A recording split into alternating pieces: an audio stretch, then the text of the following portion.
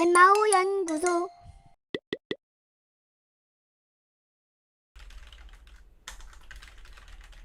신학생이 변질되어 가는 과정. 변질된 목사님들. 그러니까 어떤 성경적인 교회론도 없고 그냥 사업하듯 아니면은 어떤 조직을 이끌듯 그냥 교회를 만들고 이끄는 사람들을 보면서 약간 저는 변질된 목사님들이라는 생각이 들어요. 저 개인적으로. 저런 사람들은 어떻게 발생하게 될까? 왜 저렇게 될까? 저도 생각을 해봤을 때 옛날엔 제가 어떻게 생각했냐면 옛날엔 제가 그런 분들이 솔직히 이분들 공부 안 해서 그렇다. 그러니까 올바른 방향성을 모르니 현장에서도 그 방향성을 제시하지 못하는 거다라고 생각을 했어요. 그런데 그렇지 않은 경우를 참 많이 봤어요.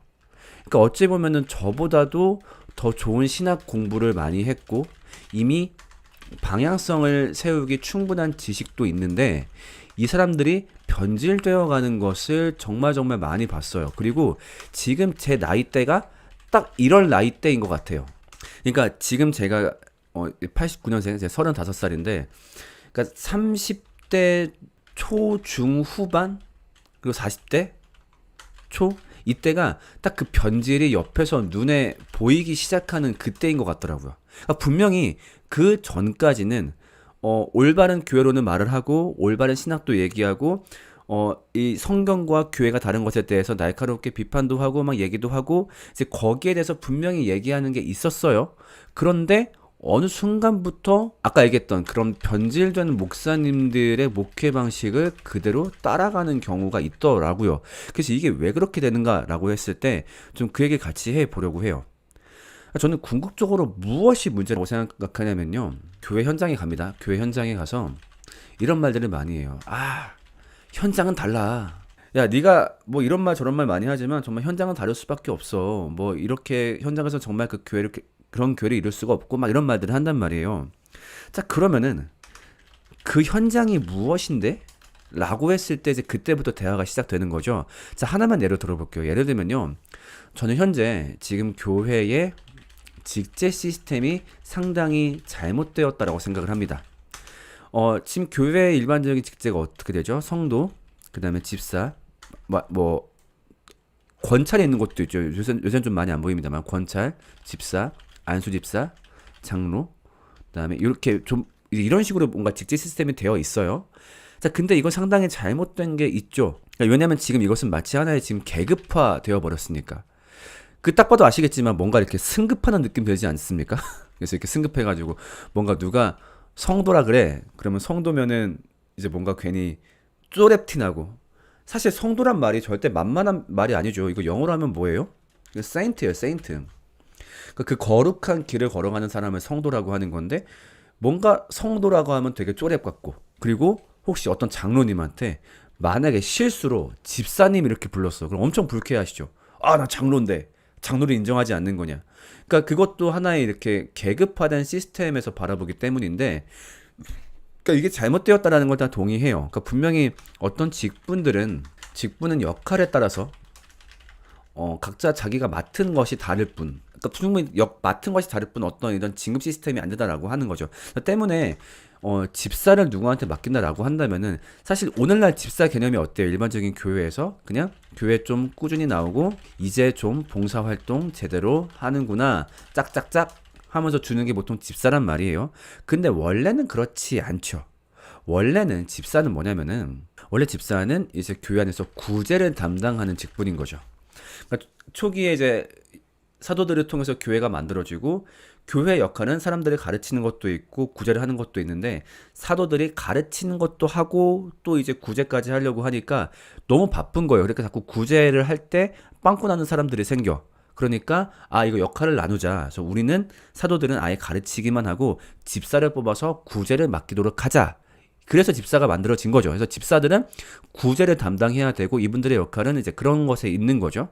근데 마치 집사는 그냥 교회 좀 오래 다니면 달아야 하는 계급장 약간 이런 느낌이에요. 그래서 만약에 누가 교회를 10년 다녔는데 성도래 그러면은 살짝 삐딱하게 보죠. 너 성도야? 너 뭐 교회 잘 안 갔냐? 너 뭐 안 했냐? 이렇게 약간 듣는 게 있어요.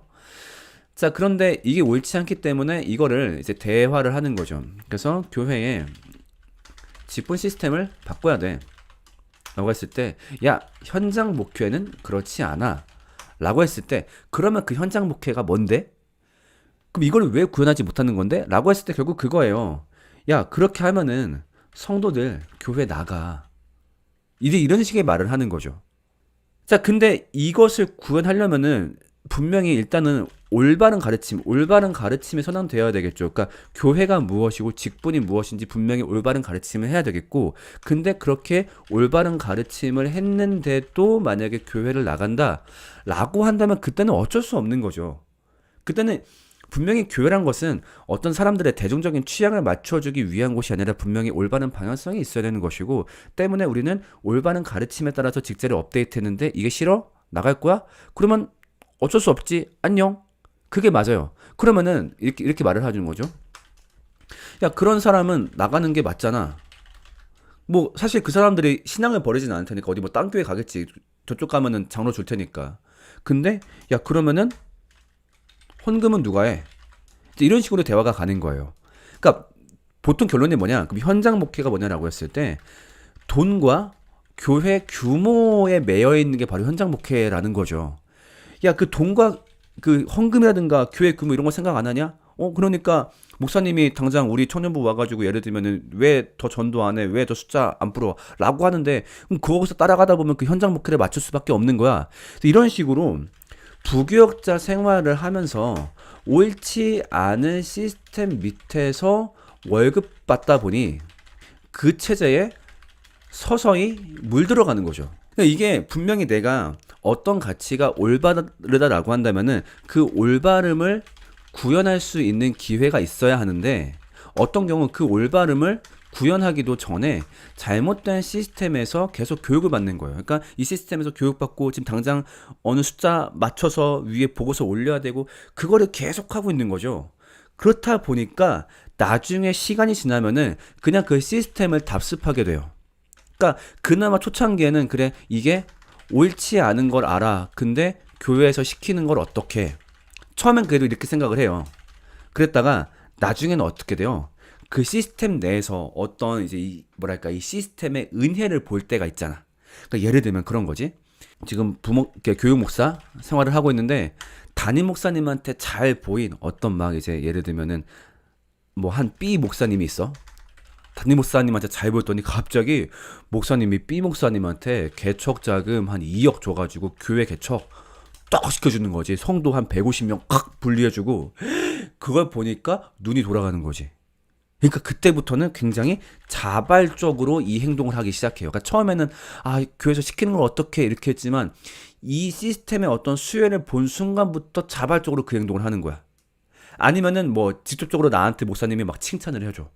누구 목사? 이번에 청년부 20명 불어났던데 하면서 갑자기 막 금일봉을 몇백만 원 탁 줘. 그럼 거기서부터 사람이 생각이 바뀌기 시작하는 거예요. 그러면서 그때도 근데 자존심은 있잖아. 그러니까 나는 지금 뽑아 먹으려고 열심히 하는 게 아니라 이 시스템이 옳기 때문에 나는 따라가는 거야. 이런 식으로 말이 바뀌게 돼요. 그러면서 자기의 현재를 정당화하기 위해서 자꾸 이제 후배들이나 사람들 만나면 그렇게 얘기를 하는 거죠. 야, 현장 목회는 달라. 있잖아, 나도 옛날에는 그런 걸 다 비판했었지. 그런 게 옳지 않다. 근데 현장 목회는 달라. 결국 거기서 수혜를 받다 보니까 옳지 않은 시스템에서 답습을 하게 된 거예요. 또 그리고 이런 현장에서 오래 있었다 보니까 나중에는 정말로 무엇이 옳은지에 대해서 나중에는 잊어버려요. 왜? 내가 아무리 이 올바름의 재료가 되는 지식이 있다라고 하더라도 이 지식을 실제로 적용해 보면서 실질적인 사고력을 키워야 되는데, 이걸 할 기회를 못 얻은 채 계속 시스템 답습만 하다 보니까 나중에 나도 뭐가 옳은지 몰라. 그냥 그 상태에서 뭐만 바라보게 돼요? 이 시스템의 수혜자가 되기만 바라보는 거지. 나도 같이 칭찬받아야지. 나도 분리개척 받아야지. 아니면 나도 수석목사 돼야지. 이거를 하게 되는 거지. 그러면서 정말로 똑똑하고 현명했던 신학생들이 이렇게 변질이 되는 거죠. 그게 참 안타까워요. 그러니까 이 현장에서 들어가면서 점점 변질되는 게 보이기 시작하는 거야. 분명히 그 예배 시스템이 지금 잘못됐다는 것도 알아. 근데 모든 거를 그냥 답습하고 있는 거야. 근데 이렇게 보시면 안 돼요. 그냥 그래서 어떤 제도권 교회 안에 들어간 사람들은 다 변질되고 타락한다. 그건 절대 아니에요. 그러니까 예를 들면은 제도권 교회지만 올바름을 많이 구현하는 교회들도 있고, 혹은 잘못된 제도권 교회라 하더라도 자기한테 허락된 영역 하에서는 필사적으로 고민하고 가치를 구현해내는 목사님들 분명히 있죠. 그렇기 때문에 제도권 교회 갔으면 다 안 된다 이렇게 말하는 건 전혀 잘못된 거예요. 그렇지만 확실히 그렇게 자기의 생각을 잃어버릴 위험이 굉장히 커요. 그러니까 나는 좀 제발 뭐를 조심했으면 좋겠냐면은, 너무 어린 나이에 부교역자 사역을 하는 거 이거 굉장히 위험한 것 같아요. 그러니까 내가 활발하게 고민하고 무엇이 옳고 가치관이 옳고 이걸 충분히 고민한 다음에 그래 이 가치를 구현해야 되겠어 하는 게 아니라 그냥 알바하듯이 이른 나이에, 심지어 내가 동의하지도 않는 교회에서 동의하지도 않는 형태의 사역을 한다. 이거 정말 위험해요. 왜? 20대는 사고력이 성장할 수 있는 시기인데 이 시기에 사고력을 성장하는 게 아니라 그냥 어떤 거를 답습하는 능력만 성장하는 거죠. 이러면은 사람이 변질되기 딱 좋습니다. 그 와중에 어떤 시스템의 수혜도 낼름낼름 잘 받아먹어. 그러니까 막 친구들 지금 사역지 못 구하고 지방에서 막 있는데, 나는 서울에 있는 큰 교회 막 우리 교회 나오는 성도님들 보면 막 의사도 많이 있고 막 하면서 막 명절 때마다 누가 나한테 봉투도 탁탁 줘. 그래서 교회 사택이니까 나는 막 서울 거주하면서 아이패드 들고 애플워치 차고 거기 뽕에 취하는 거야. 그러면서 그 시스템을 계속 먹고 싶다 보니까 아까 말했듯이 나중에 자기를 속이는 거지. 맞아, 이 시스템이 사실은 옳은 거였어. 내가 그동안 말했던 신학들 배웠던 것들은 너무 이상적이야. 이렇게 변질되는 거예요. 그래서 저는 어떻게 생각하냐면은, 제발 내가 옳다고 생각하는 가치관이 있으면 그 가치관을 구현하기 위해서 제발 좀 무언가를 포기해야 한다는 거예요. 내가 모든 욕심도 다 채우고 싶어. 근데 올바름도 구현하고 싶어. 이건 불가능해요. 분명히 내가 뭔가 올바르게 생각하는 가치관이 있는데 그 가치관을 구현할 수 있는 상황에 안다라고 한다면 뭔가는 포기해야죠. 내가 제일 갑갑하게 생각하는 게 어떤 사람들인 줄 알아요? 총각인데 그 잘못된 교회 시스템 전임 사역을 자꾸 맡고 있는 경우. 나 솔직히 이런 친구들, 나 솔직히 말하면 이해가 안 가는 게 뭐냐면은, 예를 들면 그런 거 있어. 예를 들면 이미 가정이 있어. 애가 둘이야. 그런 상황에서 교회에서 일을 하고 있어. 그러면 급여도 받고 있고 사택도 받고 있어. 이런 사람한테 잘못된 거 알면요, 그 교회 때려치세요. 아니면 뭐 파트로 전환한 다음에 뭔가 다른 걸 준비해보세요. 이렇게 말하기가 쉽지 않아. 이미 여기에 다 의지를 하고 있으니까. 근데 사실 총각들은 안 그렇잖아. 총각들 솔직히 말하면 우리 한 달에 뭐 집을 어찌어찌 뭐 부모님 댁에 살든 뭐 집 문제가 해결됐다라는 가정하에 한 달에 80이면 살잖아, 솔직히. 총각 혼자서 80이면 살잖아. 그러니까 여유롭게 살진 못해도. 그러면은 그 상태에서 내가 정말로 옳고, 그러니까 내가 생각하는 올바른 목회는 뭐지? 올바른 신학이 구현된 목회는 뭐지? 이 고민이 있고 현재 그거를 구현할 상황이 안 된다라고 하면은 그 전임 사역을 제발 좀 그만둬야지. 그러면서 자기가 올바름을 구현하기 위해서, 예를 들면은 뭐 정말로 올바른 교회를 찾기 위해서 뭐 파트 사역을 하면서 교회를 순방한다든가, 아니면은 아까 얘기했듯이 내가 결혼 후에 경제권이 매여서 내 사상도 매이는 걸 방지하기 위해서 투잡을 준비하든가, 그러니까 평일에는 어떤 직업 훈련을 받는 거지. 근데 이것도 안 하면서 그냥 어떤 번듯한 교회 전임 시스템에 매여 있어. 이거를 안 놀라 그래. 왜? 여기서는 월급 한 달에 250 따박따박 나오고 좀 괜찮은 사택 지원금도 나오고, 이거 놓기 싫다는 거야. 총각인데. 이건 좀 너무 욕심이지 않을까? 그러면서 나중에 내가 올바른 교회를 구현하길 바란다고? 내가 학교에서 배웠던, 올바르게 배웠던, 사람들과 토론하면서 배웠던 그것들을 단 한 번도 구현해보지 않고. 그러니까 예를 들면 청소년부를 내가 맡고 있어. 청소년부들한테 일단 올바른 복음을 가르치고 이 공동체를 먼저 단단하게 만드는 게 중요해. 왜? 이것이 교회의 본질이니까. 근데 자꾸 목사님은 지금 빨리 청소년 뭐 숫자 불리라고 하는 거야. 그래서 막 갑자기 애들 막 복음도 모르는데 막 찬양의 밤 열라고 그러고 막 뭐를 하라고 막 자꾸 뭐를 하라 그래. 계속 그거를 하느라 이거를 못 하는 거야. 그 정도로 못 한다면은 맨날 주변 사람 불러가지고 불평하고 나발나발 할 게 아니라 뭔가 액션을 취해야지. 근데 아무것도 안 해. 그러면서 사람들 만나면 맨날 욕하기만 바쁜 거야. 아, 우리 게 뭐가 어떻고 뭐가 어떻고. 당신 같은 사람 나중에 분명히 변질된다니까. 내가 내 주변에 너무 안타깝게 보는 목사님 한 명 있어. 맨날 교회 욕해. 맨날 교회 욕. 아, 지금 교회는 뭐 예를 들면은 뭐 복음도 안 가르치고 맨날 행사 위주의 사역을 하고 막 사람 숫자만 중요하다 그러고 내가 원하는 것을 구현하지 못하고. 아, 오케이. 이거를 내가 이 사람이 1, 2년 얘기할 때 내가 그걸 들었어. 근데 이 양반이 막 7, 8년 막 이 말을 하고 있는 거야. 아, 그러면 그만두라고 인간아. 그만두고 뭔가를 도전해봐. 근데 안 해. 왜냐면은 지금 누리는 거 포기하기 싫다 그거야. 그럼 봐봐. 나중에 이런 사람들이 담임 목회를 한다고 했을 때 그때는 정말 옳은 걸 구현할까? 이런 사람들이 뭐라 핑계를 대는 줄 알아? 아, 지금은 내가 어떤 힘이 없어서 이 생각들을 잘 유지만 하고 있고 나중에 힘이 생기면, 즉 담임 목회를 하게 되면 그때 구현해야지. 과연 그럴까? 이거 얼마나 어리석은 생각인지 알아? 담임 목회를 하면 눈치를 안 볼까? 담임 목회도 장로교 시스템 안에서는 장로들에게 고용된 사람이야. 여기서 눈 밖에 나면 교회 잘린다고. 그럼 그때 가서 구현할 수 있을 것 같아? 지금도 눈치를 보는데 그때 가서는 눈치를 안 볼까? 그때 가면 애들도 더 커 있을 테고 돈도 더 많이 필요한데 그때 가서 눈치를 안 볼까? 지금 눈치 보기 시작하면 그때 가서도 눈치를 봐요. 그리고 지금 내가 구현해 보지 않아서 임상 경험도 없는데 나중에 내가 담임 목회 돼서 올바른 걸 구현하겠다? 에이, 무슨 소리야.